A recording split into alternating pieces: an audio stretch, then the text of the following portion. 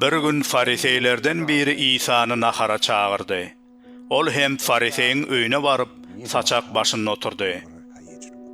Şol şäherde günäkär bir aýal bardy. Ol aýal İsa'nyň fariseyin öýüne naharlanýandygyny bilip, çüýşe gapda hoşboý ysy ýağ getirdi.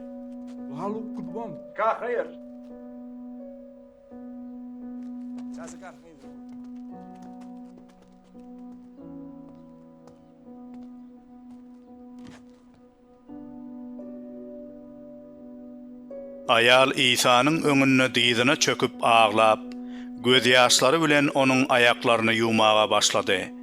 Soňra aýaklaryny saçy bilen süpürüp öpdi we hoşboý ysy ýağ çaldy.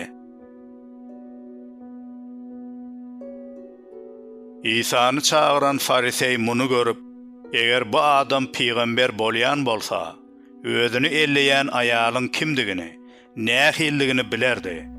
Bu aýal günäkär ahyryň diýip içini gepletdi.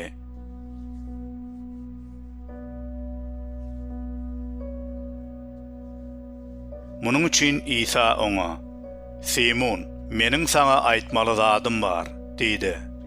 Ol hem, "Aýdy ber, mugallim" diýdi. Bir adam iki adama kars pul beripdir.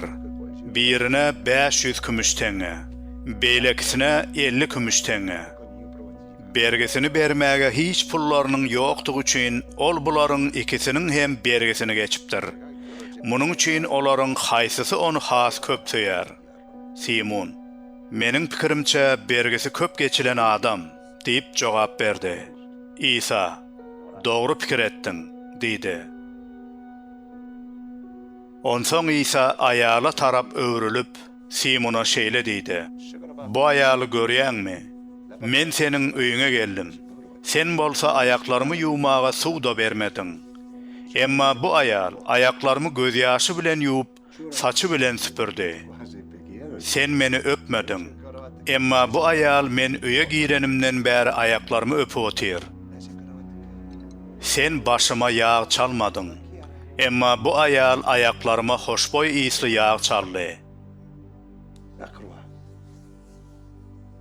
Şonuň üçin hem men saňa aýdýaryn. Bu aýalyň köp günäleri bagyşlananlar. Çünki onuň söýgüsi köpdir. Günäleri az bagyşlananlaryň bolsa söýgüsi azdyr."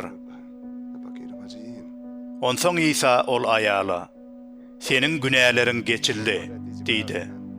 İsa bilen bir saçakta oturanlar öz aralaryna, "Günäleri de bagyşlaýan bu kimke?" diýişmäge başladylar. İsa bolsa aýala, "Seni imanyň halas etdi, arkaýyn gidiber" diýdi.